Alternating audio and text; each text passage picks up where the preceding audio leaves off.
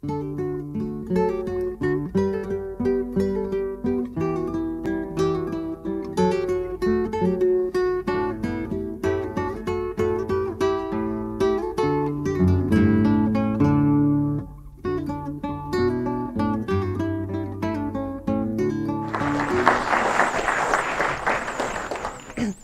thank you, everyone. It's so nice to have such a big group here this morning. I'm really happy to be able to speak with you. So I have a little confession to make. When I initially made the proposal for this, I offered up two possible topics. One is getting to know Islam, which is sort of a basic introductory to Islam. And the second is a talk that I sometimes give on extremism in Islam. And when they got back to me, they sort of wanted a mashup of the two. And so I have now tried to combine two talks and keep them within our time frame. So what we're going to do is start with some of the just basics of Islam, which I hope is not redundant for people. I try to keep it a little bit lively and start out with some interesting facts. So we'll start out with the basics of Islam, and then I will transition to the Islam and extremism, where you will find that I have far fewer answers than perhaps you were hoping, but will hopefully pose some good questions. So to get us started, our getting to know Islam. All right, so I thought I'd start you off with a little quiz, because that always makes my students so happy. And I call this Islam by the numbers, and a couple of questions about Islam and some numbers. So first question, how many Muslims are there in the world today? 1 billion. 1 billion. Approximately 1.2 to 1.5 billion Muslims worldwide today. You're very close. Of the Muslims in the world, how many live in the U.S.? I heard somebody say 10 million. This is close. It's approximately 8 to 10 million Muslims in North America, so that actually includes Canada, about 50% of which are African American. And there's a whole long history behind that, so if you want to lecture on Muslims in America at some point, let me know, and I can come back and talk about how the demographics break down. And then I include just another little demographic up here, which I find particularly interesting and kind of surprising.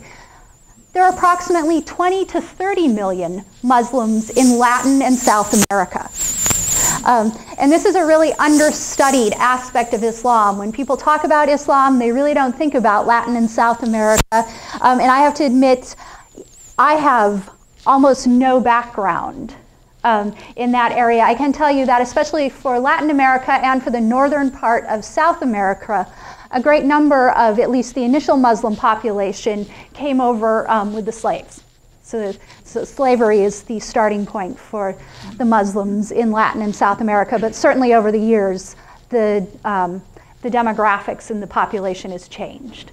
But anyway, what's that? Yeah, and the new Pope, who hopefully doesn't have anything to do with the Muslim population. No.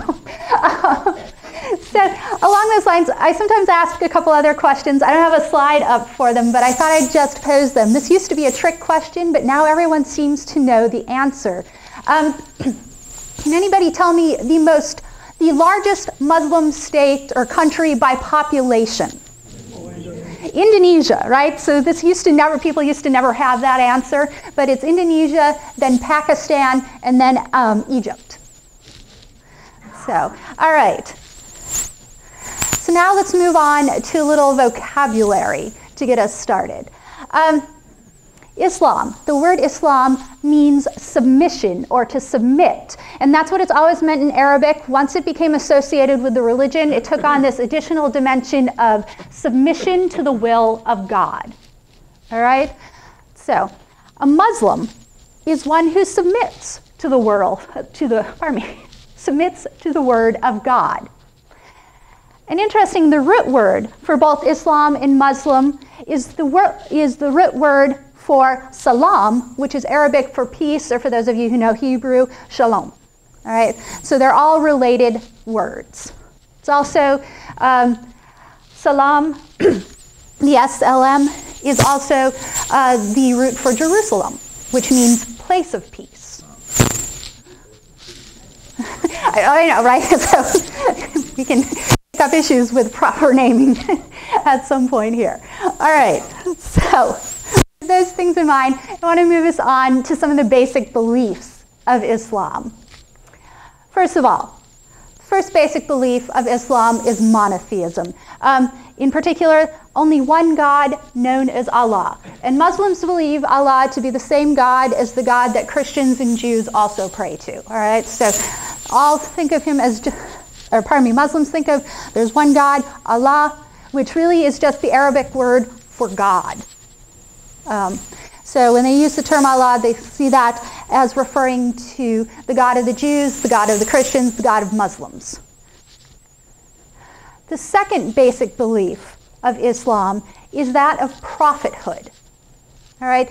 So all Muslims believe that Allah sends a prophet to every people during every age. They actually believe this is part of the Muslim covenant with God, or actually just the general covenant that humanity has with God, that people will submit to the will of God. That's the side that is the agreement that people make in their covenant with God. And God in return will, to every people during all times, send a prophet who will let the people know what the will of God is. All right, so that this is the agreement. Muslims believe that this has been happening throughout history. They believe that God stopped sending prophets with Muhammad, that Muhammad was successful in giving the message, and actually Muslims believe that there were other prophets at other times that were also successful in initially giving the message, but then people, members of the community, corrupted that message. By contrast, what makes Islam different is Muhammad successfully brought the message, and the Muslims have been able to keep it uncorrupt into the present day. So God no longer has to send a prophet to humanity, but at least in theory, if the message were to ever be corrupted again, then God would again send a prophet. All right, so over the course of history, according to Muslims, there have been two different types of prophet.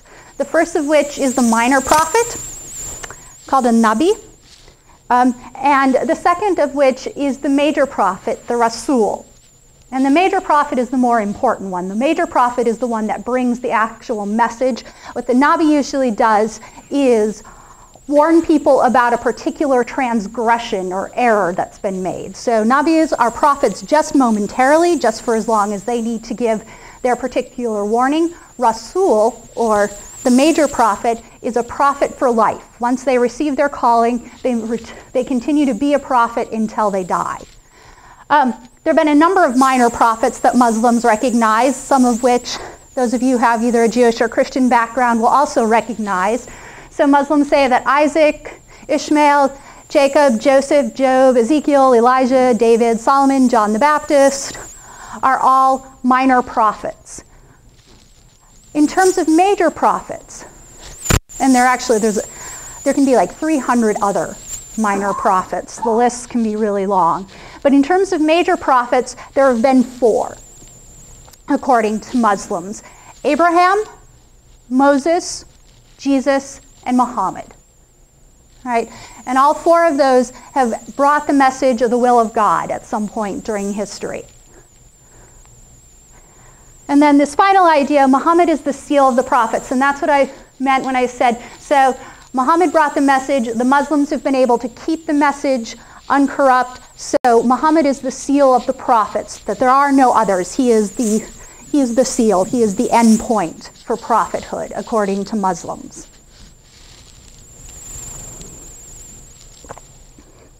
All right, so third major belief of Islam is that of divine judgment and afterlife. All right, Muslims believe that at the end of time, all people will be judged. It's called the Day of Judgment. About a quarter of the Quran is devoted to talking about the Day of Judgment, or the last day, sort of the afterlife idea. So this is a major idea in Islam. It's actually a big change from the cultural norm in the in the Arab world prior to Islam. Prior to Islam, the Arab world was what we call fatalist, in the idea that you only live right now. This life right now is the only thing. You're only accountable for what you do every day. And once you die, done. There's no record. There's no thought about it. So Islam introduced the idea of divine judgment and afterlife. And it's worth noting that these ideas were also being developed in Judaism and Christianity at the same time. All right? That Judaism and Christianity did not initially have a fully formed notion of afterlife and divine judgment, and it was sort of in dialogue that all three major traditions arrived at the understanding of it that they have today. So those are the three basic beliefs of Islam, sort of the basic theology. On top of the basic theology, we have what are known as the 5 pillars, which perhaps you've heard of. And these are the ritual actions that are required of Muslims. All right, so the first one is the shahada, or the profession or witnessing of faith. And this is the phrase, I believe there is no God but Allah, and Muhammad is his prophet. All Muslims at some point in their life have to say this phrase and mean it. All right, to be Muslim, you have to say this phrase once and mean it. Once you've done that, you're Muslim. All right, you're understood to be Muslim. Now, to be Muslim in good standing, you have to do the other 4 pillars. But this is how you become Muslim. Recite the Shahada. Here it is in transliterated Arabic. La la la wa Muhammad Rasulullah. So you will hear this phrase repeated a lot in Muslim countries. It's oftentimes repeated during the call to prayer. So 5 times a day, someone calls everyone to prayer. They will say this phrase. This isn't the only thing they say, but you do hear it a lot. All right, so you're Muslim if you say the Shahada. In order to be a Muslim in good standing, you have to do the 4 other pillars. The second of which is prayer. Muslims pray 5 times a day, at daybreak, at noon, mid-afternoon, sunset, and night, usually before bedtime. And if you want to get really specific, you can get timetables of when exactly you're supposed to pray, or if you're really quite modern, you can get your iPhone or your iPad or your Android to send you a message when it's prayer time, give you a little buzz. And actually, good apps will even tell you what direction you are supposed to face so that you are facing Mecca. So all prayer is done towards Mecca. You face towards Mecca by the shortest distance over land, which means even though you would think here we are in California, we'd face towards the east, sort of to the south, because that's where Mecca is. In fact, we would face north here because it is shorter to go over the North Pole to Mecca from here than it is to go east. And again, you can get instructions from all sorts of places that will orientate you correctly towards Mecca from wherever you are. All right, so the Shahada, prayer. The third required action is almsgiving or charity. And it's called zakat in Islam. This is 10% of your wealth. All right, so you're understood that you give this, but only for those who have no debt and for whom giving the money would not be a financial burden. All right, so one of the interesting things about Islam is that it has these required actions, but the Quran very clearly states that religion should not be compelled, that religion should be a free choice, and there should be no compulsion and no hardship in religion. So even though it has these required actions, for every required action, there's also the understanding that if the required action somehow makes it hard for you to live or puts you in danger, you are exempt from that action.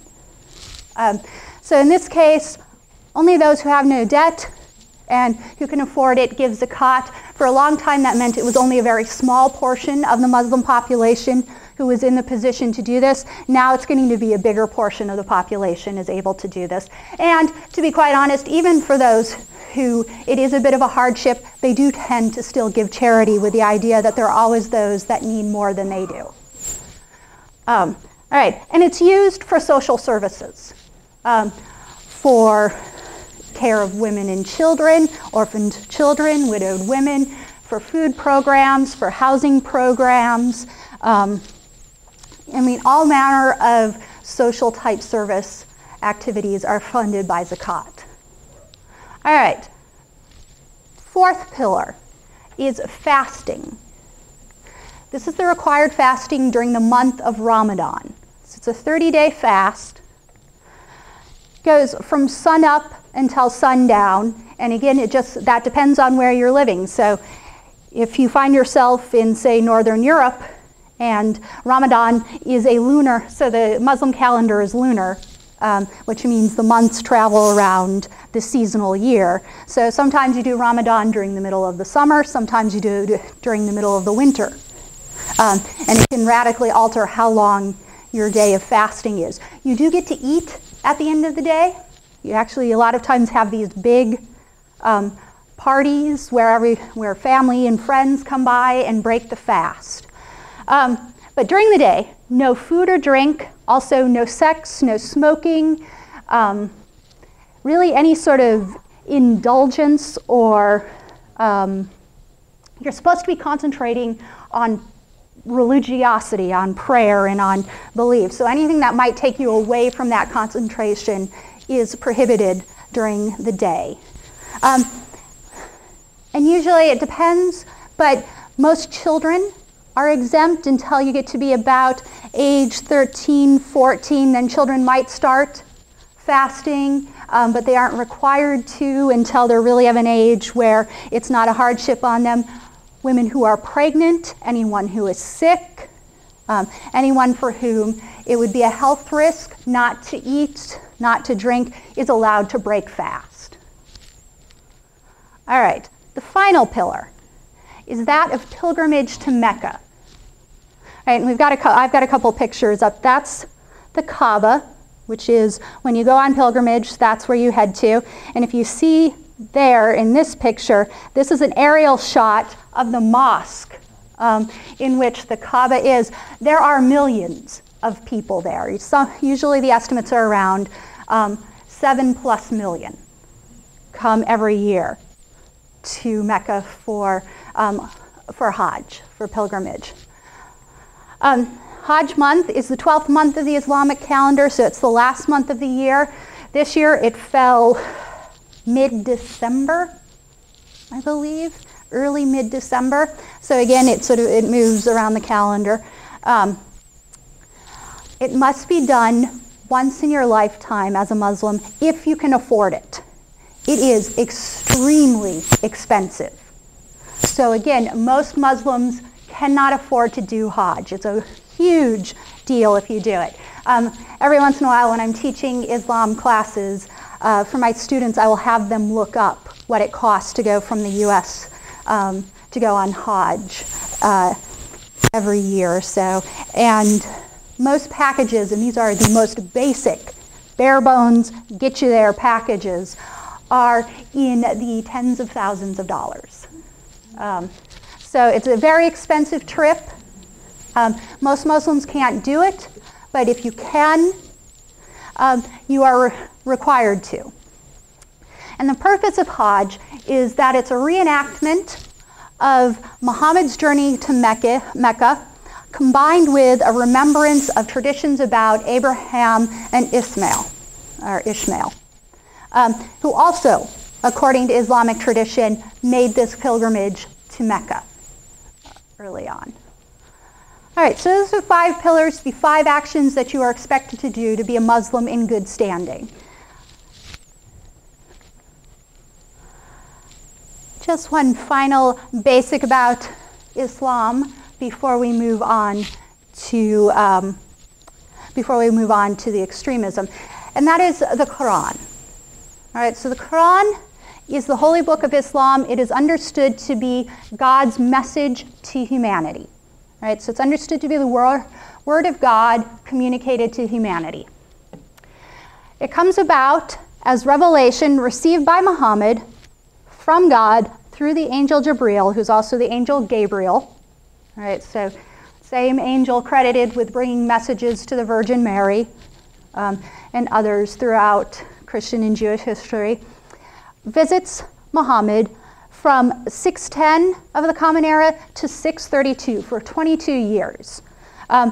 Revelation starts for Muhammad when he's about 40 years old. Prior to that, he had been married to, and actually when he first started getting revelation, he was still married to an older woman who was a very successful merchant. And he had worked as part of that mercantile business. They became relatively wealthy so that he was able to take time off from working to be sort of on this religious quest, this religious seeking. And so he would go to, they lived in Mecca, he would go to sort of these hills just outside Mecca and essentially meditate, although Muslims wouldn't use that word, just waiting to sort of get some sort of religious revelation. And one night, actually during the month of Ramadan, and we can figure it out, we can look back on the calendar, it was July of 610 of the Common Era. He receives this vision. It's actually both a vision and a physical experience. He has trouble breathing. He feels like something's pressing against his chest. And he hears the words, recite. He says, recite, I don't know what to recite. And again, he hears the words recite, and he sees the angel Gabriel. And Gabriel says to him, gives him a series of verses, recite in the name of God who created you from a clot of blood, and goes on for a few more lines. It becomes Surah 96, or chapter 96 of the Quran. So that's the first revelation. And that happens in 610. Then for the next 22 years, Muhammad receives revelation on and off throughout that whole time, more or less consistently. And what we end up with is the Quran, which ultimately has 114 chapters. They're known as surah. They're divided into verses. Some of the surah are just a few lines long. Others are hundreds of lines long. And the ones that are particularly long, Muhammad didn't get those revelations all in one great big chunk. He got them over time and then was instructed on how to put them together according to Muslim belief. The major themes of the Quran are monotheism, how to be a good Muslim, final judgment, practical and legal governmental matters, and talking about very practical things like how do you get a divorce, how do you divide up property, how do people inherit things, how do you govern a town. So this material is actually covered. There's a lot about community building, how you create a community, what you expect of the members of your community, that sort of thing. And then finally, the status of other religions. Are they people of the book, which means people who share Muslim beliefs and have a certain protected status within the community but are understood to be different than Muslims? Are they, we use the word infidels, which is not quite the right term. Are they outsiders? Are they not monotheists? That sort of thing. So that's what the Quran in general deals with. It is not a narrative book. There is narrative in it, but it does not follow a narrative structure, which can actually make it very hard to read for first-time readers. You can't just sit down and read it through. It's very repetitive. It was originally oral. The oral form is still the most authoritative form. Pardon me.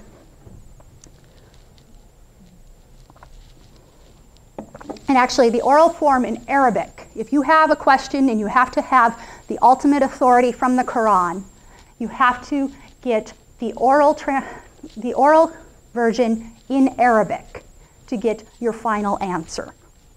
All right, so instead of being arranged in any sort of story, the Quran is arranged from longest surah to shortest. So the longer surahs are at the beginning, the shorter surahs are at the end. That is not chronologically how they came about. In fact, it's almost flip-flopped, that the shorter surahs came earliest and the longer ones came later.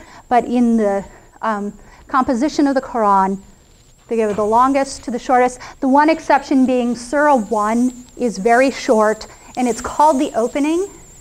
And it's actually a prayer that's really the beginning of any sort of ritual activity to create the ritual environment, to open sort of the religious world. All right. So that's some basics about Islam. There's a great more that I could say about it. You'll notice I didn't say anything about Muhammad in this. If you want to ask about why, or you want to know something about Muhammad, we can address that during the questions. But I wanted to start with, what are the things Muslims believe? What are the practices they do? And the importance of the Quran. Because this gives us a good understanding, or at least a good start of an understanding of what it is to be Muslim. This, by the way, is the Shahada. So this says there is no God but God, and Muhammad is his prophet.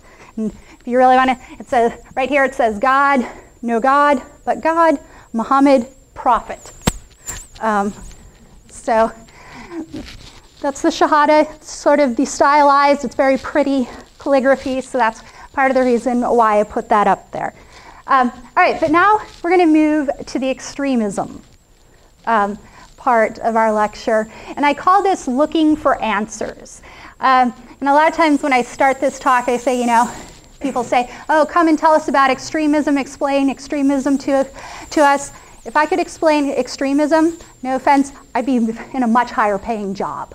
All right, so I can't explain extremism, but I can bring us to some questions that'll help us better understand, or at least contextualize, extremism. All right, so some questions that we can answer. First of all, what is extremism? And here's kind of the textbook definition of extremism, especially when we're talking about it in a religious sense. Extremism is a radical or violent expression of a particular mode of thought or ideological movement. In Islam, what we call extremism is a form of revivalism. All right? So when we're talking about extremist Islam, especially in the modern period, what we're talking about is this type of Islam known as revivalism. However, revivalism and extremism are not synonymous. You can actually have liberal revivalism in Islam. So revivalism that does not tend towards this radical or violent expression. But the extremists we have in Islam today are members of revivalist groups, and I'll sort of explain what that means as we go along here. All right, so what is revivalism? Revivalism is a movement within Islam that was formed from the belief that the religion of Islam has deviated or fallen away from the true practice of Islam. Revivalists believe that Islam needs to be renewed or revived or returned to its original state. All right, this phenomenon, we call it revivalism in Islam. That is the name that Muslims who have this idea, that is the name that they give to this idea, revivalism. This idea also exists in Christianity. We call it fundamentalism. All right, and it's the same basic notion. And I'm going to give you some characteristics of revivalism here. Most of the characteristics of revivalism are also the characteristics of Christian fundamentalism, with just the particulars changed a little bit. All right, so revivalism is this idea: Islam has gone wrong, something needs to be done to revive it. And there's a long tradition of this. There's actually a passage in the Quran that suggests that every few hundred years, Islam is going to fall away from its proper practice, and someone will need to come along to fix it. All right? So from the beginning, there is sort of the seeds of this notion in Islam. All right, so some of the ideas and goals associated with revivalism. The first and major idea is that of a golden age. All right, this is the notion that the first community of Muslims was a perfect community, of Muslims, that they were the ideal expression of Islam. And revivalists think that Muslims ought to model themselves and their beliefs, their practices, their life on the examples set by the 7th century Common Era community of Muslims. So this is the community of Muslims that lived with and immediately after Muhammad, according to revivalists, that they are the perfect Muslims. This notion also has the idea that when we return to the Golden Age, all of the problems plaguing Islamic society will be fixed. All right. This is the same idea that fundamentalist Christianity has with this notion of returning to the foundations of Christianity. That if we can live like the first Christians, then everyone will be true Christians, and the problems associated with Christianity today will be wiped away. All right. So it's interesting to note that both of these major monotheisms have these ideas in common. It's also fairly interesting for those of us who study this that the most recent trend towards revivalism and fundamentalism occurred historically at the same time period. That both Christianity and Islam, and actually a couple of the other world's religions, Hinduism, and even a tiny bit of Judaism, tracked towards this extremist expression of the religions at the same time. All right, so we have first the notion of the Golden Age. The second characteristic of revivalism is a reliance on the Quran and Hadith as sources of authority. All right, so the Quran, holy book of Islam, Hadith are a collection of sayings attributed to Muhammad that are not revelation. All right, so not everything Muhammad said was revelation. He said a bunch of other things. People collected those and kept great big tomes of them, not only of things he said, but also things he did, and then sort of expanding it outwards, things that those who were close to him said and did. One of the major sources of Hadith is his wife Aisha, who was understood and is still understood by the Muslim community to be a very authoritative source because she was one of the closest people to Muhammad. So we have these collections, and when I say great big tomes, I mean thick books that go to 12, 20, 30 volumes of things supposedly said or done by Muhammad and his companions, recorded so that people can look back at them and see how Muslims lived during the early part of the Islamic world. All right, there is actually a whole science within Islam devoted to deciding on the veracity of these, and some are understood to be more accurate than others. People record all the accurate ones. They also, though, keep collections of the ones that are maybe and the ones that are known to be false. And there are designations for all these, but nonetheless, we have huge tomes. So people say, and revivalists say, that if one wants to know how to lead their life, they should look to these hadith and they should look to the Quran and use those as models for daily life. All right, and this is not an idea, by the way, just held by the revivalists, although the revivalists are much more strict about it than non-revivalist Muslims. However, there is this caveat, and it's an important caveat, and it's one we see a lot in Islam, is that you never follow any sort of text or belief blindly. You use the God-given ability to think rationally to assess whether or not this is a good or useful idea. All right, so Muslims believe that actually what makes humans different from any other type of creation is that God gave humanity the ability to think using reason. It says no other creation can do this. Angels can't do this. This is the big difference between angels and humans in Islamic theology, is that humans can reason and angels cannot. Angels just have to follow what God says. Humans have the ability to think through things and decide on whether or not they make sense. And so You're supposed to follow Quran and Hadith, but you're supposed to do so in a rationed manner. You think through it and make sure that it makes sense before you just go ahead and do it. All right, so revivalists. You might be able to see then, with this emphasis on reason or rationality, how some revivalists can actually be very liberal and aren't necessarily extremists. They have the ability to go in sort of the left direction with revivalism. All right, a third major goal of revivalism is the elimination of foreign innovation.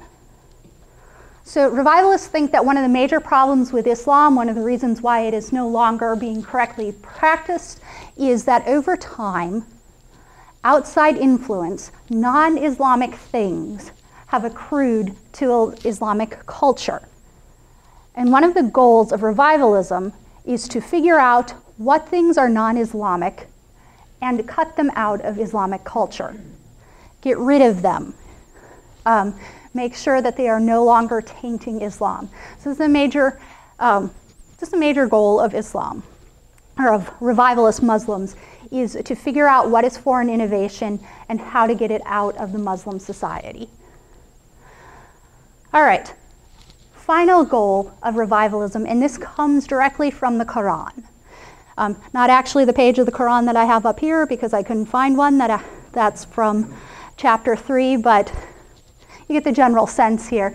So Quran chapter 3, verse 104 says that all Muslims must promote good and prohibit evil. And revivalists take that idea and say that it is the duty of all Muslims to spread Islam. That is what's understood to be the meaning of promote good. Islam is understood to be the ultimate good, so to promote good is to spread Islam, according to revivalists. And to prohibit evil, revivalists take that to mean to stop anything that prevents the spread of Islam. All right? So, and we see how that gets interpreted in extremist, the idea that you should do anything to stop evil becomes a justification for acts of violence among extremists. All right, oops. There we go.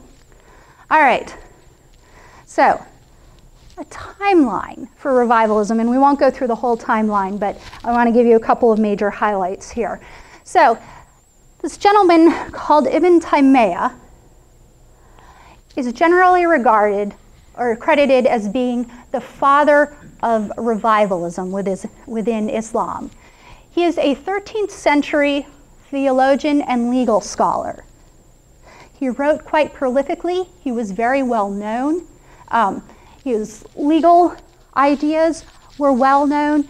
He becomes obsessed with the idea that Islam needs to be reformed. And just by way of a little bit of context, he is writing immediately after the Mongol destruction of Baghdad, which at the time was the greatest cultural, intellectual, political, everything sort of capital of the known world. All right, Baghdad is totally destroyed by the Mongols, and this is a huge shock to the Islamic world. And it is one of the things that sets the ball rolling, that there is clearly something, this is the theory that Muslims come up, clearly there is something wrong with Islam, otherwise how would these savages be able to defeat us? All right, so Taymiyyah is writing in that time period when the Islamic Empire is starting to break up. And he's very concerned with what has gone wrong with the empire, that it's falling apart, and how do we fix it? And he brings together the ideas of revivalism and writes on them quite extensively. And among the things that he establishes is that a Muslim society must be governed by Sharia, must be governed by Islamic law. Good Muslim rulers uphold Sharia and make sure that the community abides by it. All right, so these are ideas that hadn't existed before in Islam. He introduces them. He's also among and he's not the only one, but he's the one that for the next couple, that we get that is recorded for having said these things. He prohibits music and coffee. And his reason for doing that is they're associated with this form of Islam called Sufism, which perhaps you've heard of. So Taymiyyah really hates the Sufis. He thinks that they are a big part of what's gone wrong with Islam, and so everything associated with the Sufis, he says, no good. We've got to stop doing those things. One of the things associated with the Sufis is that when a Sufi leader died, people would build a tomb, a shrine to that leader, and people would come, other Muslims would come on pilgrimage to that shrine. Taymiyyah thinks this is a terrible thing. He rails against it all his life. Guess what happens when he dies? His followers build a tomb to him, and it becomes a site of pilgrimage. All right, so he's anti-Sufi, which is where we get the introduction of the prohibition on music, on coffee, on alcohol. Muslims drank, they continue to drink, but revivalism introduces this idea that alcohol or being intoxicated, which is also the problem with coffee and music, by the way. They intoxicate you, they put your mind in an altered state. Those things are problems. All right, and then Taymiyyah is also one of those who starts this idea that violation of Sharia should be met with strict or even violent punishment. This is a new idea. All right, so he comes up with all these ideas in the 13th century. Most of this is ignored by his contemporaries. He's well followed for his law, not having to do with his studies on law, not having to do with this stuff, but the rest of it people pretty much ignore. They copy his books, but no one actually follows what he suggests. Until the 18th century, when a theologian in what is now Saudi Arabia, which was then just Arabia, picks up Taymiyyah's ideas again and makes a deal with the royal family of the Arabian Peninsula, the House of Saud, and says, I will support you, I and my followers will support you politically if you support us religiously. And so we get the invent of what's known as Wahhabism, which is a very conservative, very extremist expression of revivalism. All right, and that is really the first time, and again, we've got a good 4 centuries intervening until Ibn Taymiyyah becomes widely followed. And it's in the context of Saudi Arabia, of the establishment of Saudi Arabia, this partnership between a conservative theologian, whose last name happens to be Wahhab, and the House of Saud. And so we get the development of Wahhabism. And that's actually the first time that Taymiyyah's notions, ideas, are put into actual action and followed as a way of government. All right, so now this slide is actually out of order, so we're going to skip ahead here. And we'll come back to that one. All right, so I'm not going to say a whole lot about the other developments in revivalism. Now we're going to skip ahead to the other historic developments in revivalism, of which there's some interesting developments. It's where we get Hezbollah, the Egyptian Brotherhood, Muslim Brotherhood. And if you want to ask about the Brotherhood during the questions, we can say more about how it fits into this whole revivalism idea. But rather than spend our time on that, I want to give you a chance to be able to talk or ask questions. So I'm going to move forward to how does revivalism become extremism, and why do extremists target the US? All right, so there are any number of factors that bring extremism, revivalism, and sort of an anti-Americanism together. I'm going to give you 3 of the major ones, not the only ones, but 3 of the major ones. The first major reason why why revivalism tracks towards extremism is the result of colonialism and the Cold War.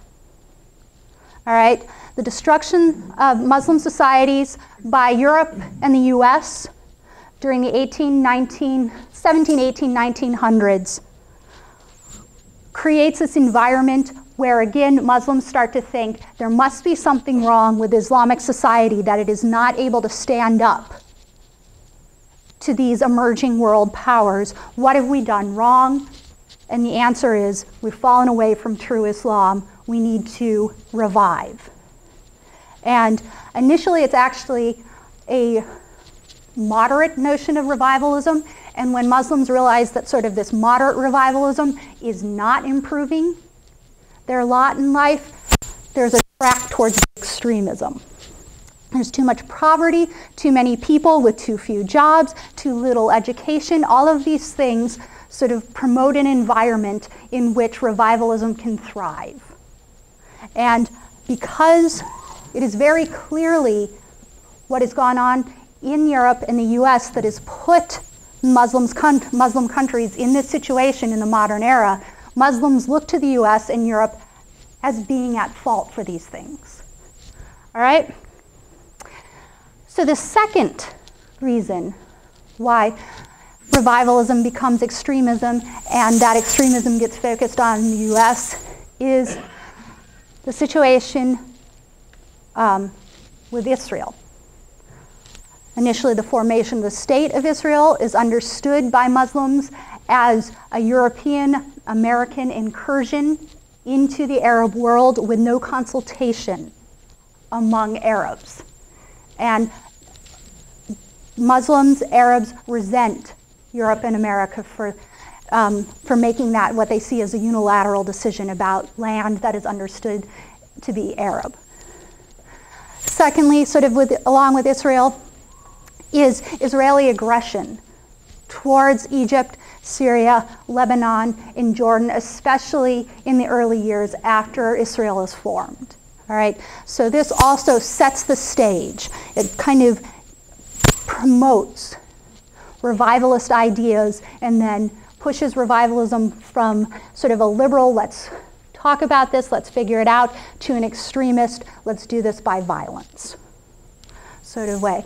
And along with that, the displacement of the Palestinian population, settler movements, and US policy, which has seemed to support Israel at the expense of Muslims. I'm just saying this is how the Arab world has seen Israel, and this has been, for many Arabs, for many Muslims, a justification for extremism. Oops, okay, now we're going backwards. All right, so the third reason for revivalism, extremism, and the US, and this is the one that I find most interesting, is this figure, Syed Qutb. So this is Qutb right there. This is actually a picture of him in jail. You can kind of see the bars on his cell. He is an Egyptian, or was an Egyptian. He's actually very well educated. He was the poet laureate for Egypt. He was the education minister during the 1940s. He begins as one of these liberal revivalists. He thinks that's what's wrong with Egypt is that it does not have a sufficient education system to keep Egyptians up with the Europeans and the Americans. And he, as part of the Muslim Brotherhood, and this is actually how the Muslim Brotherhood first came into being, it was an education reform movement with the idea that the thing that will help Egypt is if Egyptians are better educated. And one of the main goals was actually to educate Egyptian women with the thought that it is women who first teach the children. So this is actually how the Brotherhood initially starts. This is where Syed Qutb is originally with Egypt and America, and he actually comes to the US in the 1950s with the idea that he is coming as an ambassador. He is education minister in Egypt at the time. He is coming to study the American education system with the thought that he can then bring it back to Egypt. Because his theory is that here is America that rose to great power in relatively short time during the world wars. He's thinking there's got to be a reason why America was so successful, and his theory is that it's the education system in America. And so he wants to come and learn about it to bring it back to Egypt in order to help Egypt achieve that level of success. He comes to the US and he has a horrible experience here.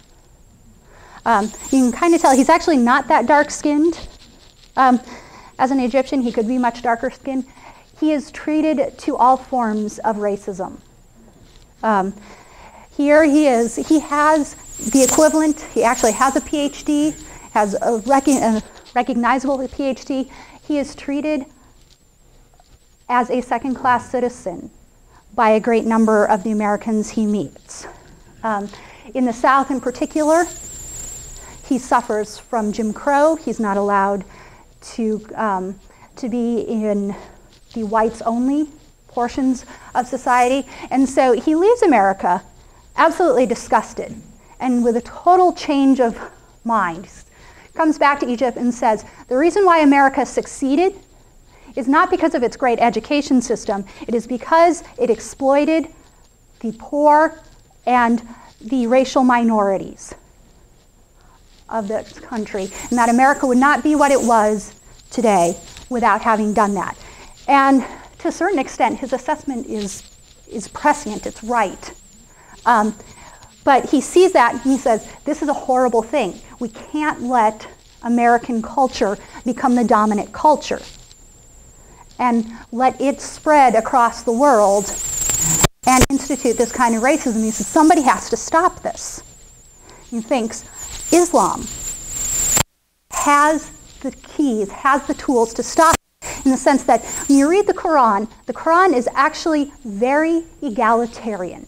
It is very concerned with equality across identities, across races, across even actually gender, to an extent that is surprising. And so it says, we have the tools in Islam, we have a history of equality in Islam that can counter American racism. And so he writes this book, Milestones, which becomes extremely popular, and it is extremely well written in terms of an impressive expression of one's arguments. And basically sets out this idea that Islam needs to take on American and European society and offer an alternative to American and European society before they become overwhelming. And this is only Islam can do this. And he calls upon all these revivalist ideas. We have to return to a golden age. We have to rely on Quran and Hadith. We have to get rid of foreign innovation. He calls upon all those things and calls Muslims to action in what he calls a jihad, which just means struggle against the powers of the West.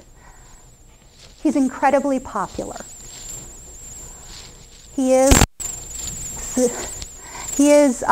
or was bin Laden's favorite source.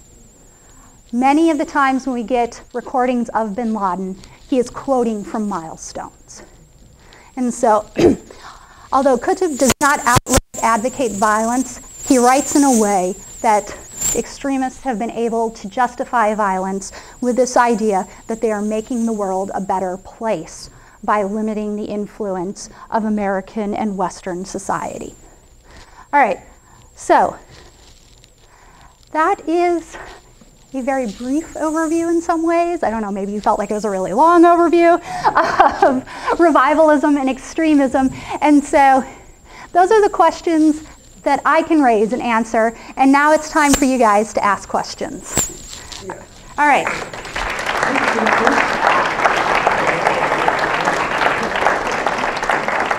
Any questions? Thank you, Jennifer. Well, first of all, I take issue with you're saying that women are treated equally. That hasn't been my impression from what I read in the newspaper and the media and what have you. And I was going to ask before you threw it in my face that the problem, what is the problem between Shiites and Sunnis? That was what I was going to ask. But now I'm asking two questions. Okay, well, let me start with the thing about women in the Shia-Sunni, which I did not cover in the basics where the Shia-Sunni split comes, but we can certainly discuss that. First, about women. By modern standards, the Quran is not pro-women, for sure. By ancient standards, it is much more concerned with the rights of women than any contemporary document. There is a great deal in the Quran that talks about the need for fairness and women's rights in divorce. This is an idea that is virtually unheard of, that women have the right to divorce, that they may initiate divorce, and that there is a need to look out for them financially, and the Quran actually sets this all up. It also sets up the idea, and I know this is going to sound super antiquated to us, but it sets up the idea that, okay, we know that one of the critiques of Islam is polygamy, and the idea that men can have multiple wives. What the Quran actually says is that you are limited to 4 wives only so long as you can keep all 4 in exactly the same situation. So you must be able to afford the same treatment for all 4 wives, and it must be a reasonable treatment. You can't, keep them in squalor. You have to keep them as if they were your primary wife, all 4 of them, and it's limited at 4. And you can't replace one with another. So one can't be treated less when you bring on a new one. All right, this is a radically new idea, and it's also a prohibition in practicality, because there's only a few individuals that have the financial resources to actually, at least at the time when this is proposed, there are only a few individuals who have the resources to actually have multiple wives kept at the level that the Quran requires. So what it's doing effectively is there is already a cultural practice of having multiple wives. You can't just come in and totally change the culture. That doesn't work. And so this is sort of a side step around that puts in place a prohibition or a limitation that was supposed to change the culture. It does not totally work. All right, some of these are such ingrained cultural practices, and some of the things that we find most problematic about Muslim treatment of women, even today, are pre-Islamic practices that are now being justified by recourse to Islamic sources. All right, so which is not to excuse those who are doing it and doing it in the name of Islam, but they are practices that existed before Islam that over time, mostly Muslim men have found ways to justify doing those practices. So is Islam just a bastion of women's equality? Not by the way we think about it. Relatively speaking, at the time that it develops, it is actually much more radically pro-women than really any of the other major cultural forces. And I'm talking about Christianity, Judaism to some extent, although Judaism is a very small cultural force at the time. So, but the Roman Empire, the Byzantine Empire, the Persian Empire. Islam is much more progressive than any of those alternatives at the time that it's established. Do we want another question? You want me to say something? You want the Sunni Shiite division? Yeah, sure. Okay, very briefly. Sunnis and Shias are the 2 major forms of Islam. 2 major sects of Islam. 85% of the world's Muslims are Sunni, so it is the larger group. 15% of the world's Muslims are Shia. The division is initially a political one about, after the death of Muhammad, who should lead the community. The Sunni back leadership that comes from what had traditionally been the ruling class of the Arabs. So the Sunnis say, we're going to pull our leaders from those who have traditionally been the leaders in the Arab world prior to Islam. The Shias say that the leadership of the Muslim community should stay within the family of Muhammad, and particularly through Muhammad's nephew, who's also really understood by Muhammad to be his son, Ali.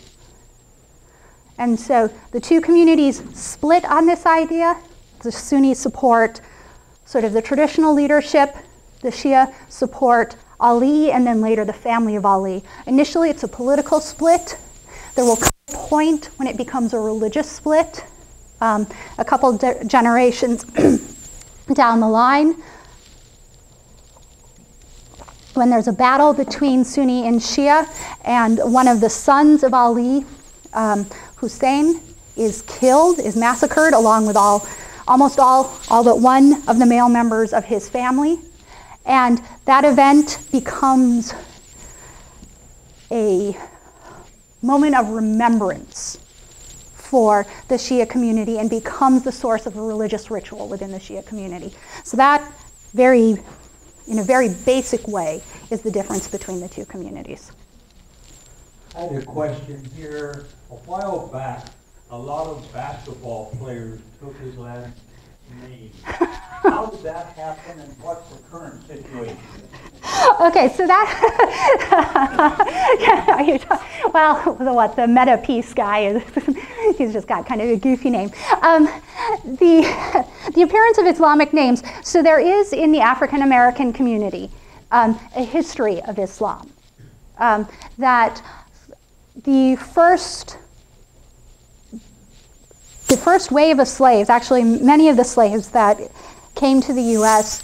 were African Muslims, a large portion of them, and they continued in some form to practice Islam when they first got here. And some of that was then suppressed and sort of forgotten in some ways, sort of chosen to be forgotten as a way of integrating into American society in post-slavery times. But during, pardon me,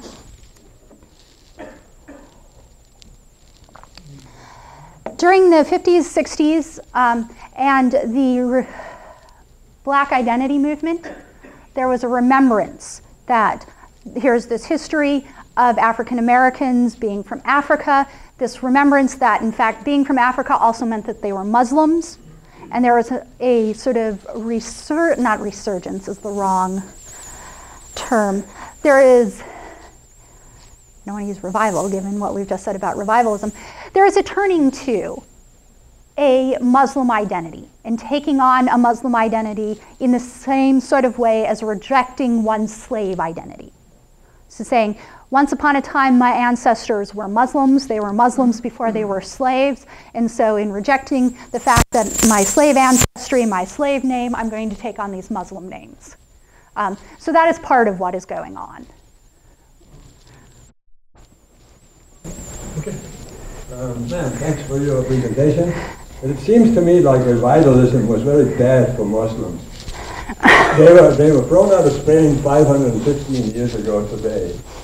And 1,000 years ago, up until that time, they were the scientists of the world. They developed mathematics, medical, and you know what I'm talking about. All these good things. Right. And we haven't really, right now they have no I don't hear about anything that comes from Saudi Arabia about new inventions of electronics or anything. They don't really have anything anymore. Right, so this is a good point. And this is actually one of the impetuses for revivalism in the modern period, is that you actually get a number of modern Muslims, people like Qutb, who said, wait a second, once upon a time, we were the intellectual powerhouses of this world. And say, why are we not anymore, is one of the things that revivalists have actually said. Why do we not still hold that position of being intellectual, cultural powerhouse? And one of the answers has been that when Islam was good, when Islam was running the way it should be, Muslims were able to pursue intellectual, cultural, these sort of impressive, what we value pursuits. And he said that when, and this again, how the revivalists understand this, when Islam started to break down, we ceased to be intellectual and cultural powerhouses. And so revivalists would actually agree with you to a large extent and say Muslims need to get back to that point where they can be intellectual powerhouses. And they're saying that they aren't there yet because of the situation they find themselves in poverty, in countries that are struggling just to function. So that the situation is not right to be intellectual and artistically inclined, and they would like to return to that. A number of revivalists say that, not all of them. But I don't quite agree with you, because it was in the 13th century that it began, and it seems like that's when they stopped inventing. Right, so the timing here is that, in fact, the intellectual and artistic decline of Islam comes about in connection with the invasion of the Mongols, with a series of natural disasters. So there's actually a significant famine and drought from about 1100 through the 200s, or pardon me, the 1200s. There is significant outbreak of plague during this time period. And so all of those things were understood to have eroded the intellectual and the artistic climate. And that's when revivalism steps in. Now, has revivalism succeeded in bringing that back? No, not yet. Well, because the topic of Sharia law. We sort of get popularized with the idea that Sharia law is this extremist thing. And at the same time, there's sort of a sense I have that Sharia law is somewhat analogous to Christian law here in the country. Could you discuss the idea of Sharia law in a non-extremist framework? Yeah. So the word Sharia means path to the water well. And it comes from the story that those of you who know some Hebrew Bible would know. So when Hagar is kicked out by Sarah and is wandering around in the wilderness, she is sure that her son Ishmael is going to die because she can't find water. And she starts to panic. And God, while she's panicking, comes to her and directs her, says, relax, I'm looking out for you. You'll find your way to the water well. And she does. All right? And so Muslims understand this to be that if you put your belief, your submission in God, believe in the will of God, God will direct you. And you follow, so you submit to the will of God. This is following the path to the water well. You find what you need. So that is what Sharia is understood to be, is this submission to the will of God. And following the path that will save one. All right? So that then becomes this whole series of laws. In Islam, there are in Sunni Islam, there are four main law schools that vary from the very liberal to the very conservative, the very strict. They mutually coexist. You can go, so like in Egypt, say you need a ruling on some sort of legal matter. You can go to the section of Egypt where the legal scholars hang out. There are representatives from all four different schools of law on, say, this road where all the legal scholars are. You can go and talk to any of them. In fact, you are encouraged to talk to more than one, and they will each give you an interpretation of the law according to their legal school, from the very conservative to the very liberal. And Muslims recognize that this can all be Sharia law, that Sharia law is open to interpretation, and some people interpret it very strictly, and others will interpret it very liberally. But so long as it leads you along the path to submitting to the will of God, then that is what you're supposed to do. So I don't know if that really answers your question, but it's a much more complicated idea. We tend to, when we get sort of the negative of Sharia law, we get the very extremist interpretations. Can you hear me? I heard the theory about why Mohammedanism, as we used to call it, got stalled.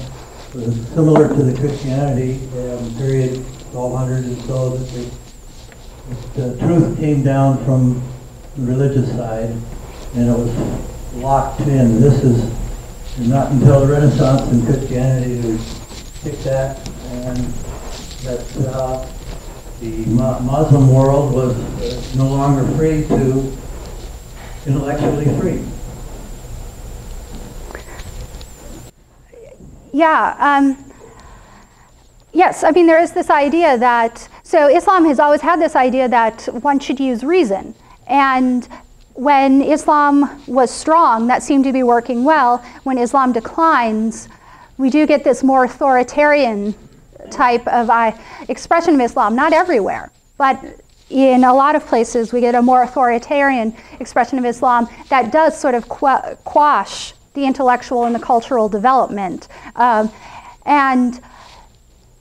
You know, there is a real effort to come back from that. A lot of Muslim countries are really not well off for a variety of reasons right now. And it's been very hard to become cultural powerhouses again, but there's certainly the desire to do so. I appreciate you pointing out the analogous nature between revivalism in the Muslim faith and Christian fundamentalism. Within the broad community of Christians in the Western world, there's a great deal of repudiation by mainstream Christians of fundamentalism and some of the retrograde influences they try to promote. Is there a similar rejection of revivalism within the larger Muslim community? Yes, absolutely. And what's interesting is it's not a rejection of revivalism, it is a rejection of extremist revivalism. And there's a group known as the progressives within Islam, progressive Muslims who include a wide variety of people. There's one whose name is escaping me, who is a professor at law at UCLA. Another man, Qaradawi, who is from Egypt, who actually specifically counters Qutb. So gives counter arguments for why Islam should not promote extremism, and relies on the Quran and tradition to say, you know, that Islam is not a religion of extremes and that it's a religion of moderation. And so extremism is antithetical to Muslim thought. So yes, there are actually some very strong counter voices. We tend not to report about them quite so much because they are not nearly as interesting to the nightly news. And our last question?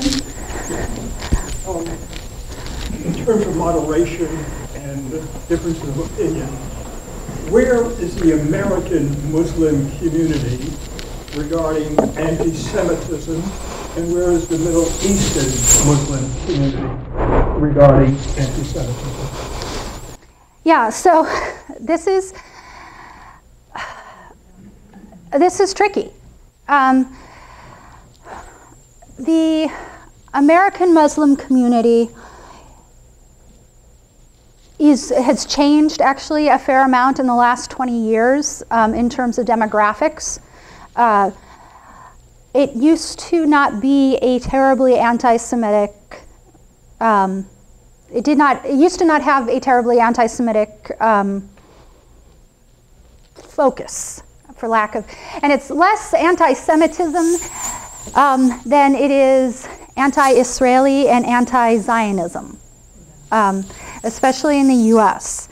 Now, when you get into parts of the Middle Eastern world, there is a healthy, unfortunate thread of anti-Semitism among certain pockets of the Middle Eastern society. You see it in Iran, where it is less a Muslim thing and more a political ploy by the leadership. But it does translate into anti-Semitism. We also see it in Egypt. There was actually a really unfortunate, a couple of years ago, that one of the Egyptian television stations, production companies, did a mini-series on the Elders of Zion, the pamphlet of the Elders of Zion, which got a little bit of attention. It was actually shown during Ramadan, and it was unfortunately popular. So, are there pockets of that there? Yes. I would say, though, if you want to talk about anti-Semitism in the American community, the Christian fundamentalists are far more anti-Semitic than the Muslim community in the U.S. So. Jennifer, thank you for taking part in the